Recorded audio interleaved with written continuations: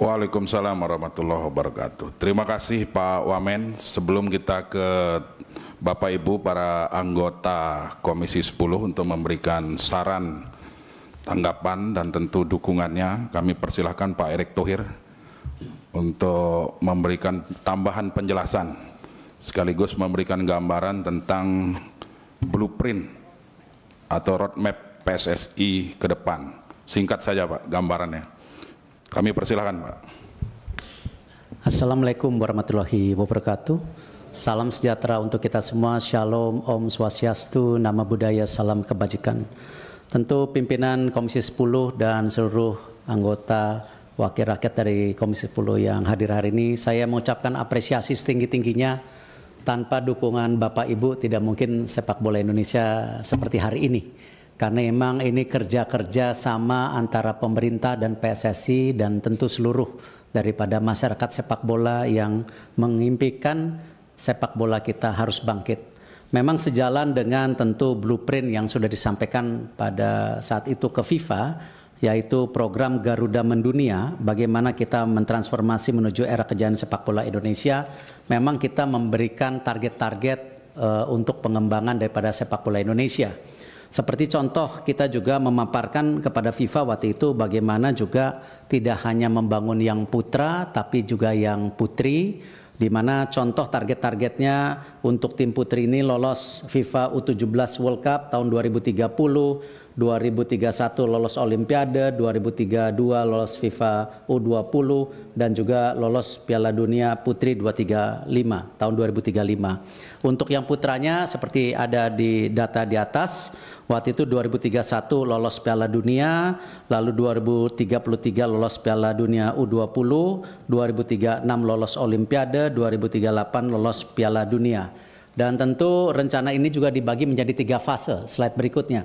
Di mana tentu tadi disampaikan oleh Pak Menpora short term, ya, diwakilkan Pak Wamen. Terima kasih Pak Wamen dukungannya. Ini sama-sama tim Olimpiade London waktu itu. Di mana 2023-2028 waktu itu fase pengembangan, lalu juga midterm. Di situ ada tentu dalam kategori fase stabilitas, lalu juga masuk ke golden era di 2034-2045. Nah, memang ini semua karena momentum. Kita tidak pernah terpikir kita mendapatkan sejarah yang luar biasa. Waktu itu diawali dengan tim SEA Games kita yang sudah 32 tahun juara SEA Games. Lalu kita PSSI mendorong, ya, di mana pertama kalinya, slide berikutnya, kita tim U17 kita, tim U20 kita, tim U23 kita, semua termasuk yang senior ini bisa masuk ke Piala Asia. Ini pertama kali, tidak pernah dalam sejarah kita semua tim kita masuk. Sekarang yang putri pun sedang bertanding. Kemarin alhamdulillah juara AFF, kita lagi coba nanti kualifikasi Piala Asia. Nah, karena program yang didukung oleh pemerintah dan tentu semua supporter sepak bola, apakah pembelian merchandise, sponsor ini sebuah momentum yang tidak pernah dipikirkan, terlepas daripada roadmap yang kita sudah paparkan kepada waktu itu kepada FIFA. Slide berikutnya. Nah, di sini sebagai contoh, di mana kemarin di U16 kita juara 3, sehingga kita bisa masuk Piala Asia, dan ini sekarang timnya sedang training camp. Akan ada beberapa pertandingan nanti di UAE, lalu di Saudi. Kalau sampai kita masuk 8 besar di Piala Asia, artinya kita lolos Piala Dunia. Artinya sebuah terobosan yang mestinya targetnya di tahun 2030-an. Nah, lalu di U20 sama kemarin ternyata kita juara 1 Piala AFF U19. Yang sebenarnya untuk U20 sendiri targetnya sebenarnya lebih rendah dari yang U17. Ternyata juara. Nah, akhirnya kita lolos juga Piala Asia. Tapi sayang di fase grup kita kalah. Dan memang ke Piala Dunia itu untuk Piala U20 cukup berat karena 4 besar. Kalau yang U17 8 besar. Nah, tetapi tentu hal-hal seperti ini kita tidak boleh menyerah diri. Karena sebuah kegagalan. Karena U17 kita masih punya potensi. Bahkan kenapa kita juga diskusi hari ini mengenai percepatan naturalisasi?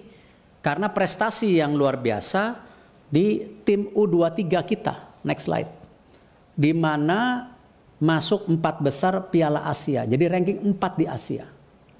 Sehingga kalau ranking 3 kita langsung ke Olimpiade. Akhirnya karena ranking 4 kita harus bertanding di Prancis melawan Guinea. Sayang kita kalah 2-0.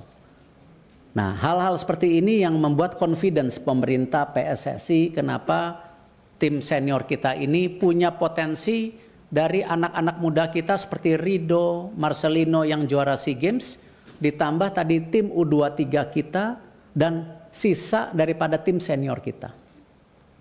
Nah, hal ini yang kalau dibilang kita sangat agresif, mohon maaf, tidak lain kita ingin supaya mimpi kita di Piala Dunia bisa tercapai. Dan ini tentu kita masih ada sisa pertandingan 4, di mana nanti lawan Australia tanggal 20 away, lalu 25 lawan Bahrain di Indonesia, lalu tanggal 5 Juni lawan China di Indonesia, 10 Juni lawan Jepang.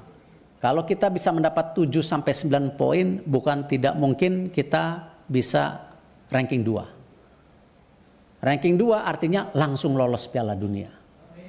Tetapi kalau sampai pun kita ranking 3-4, kita masih diberi kesempatan untuk kualifikasi, ya, bergabung dengan 3 grup lainnya yang ranking 3-4 dibagi 2 grup.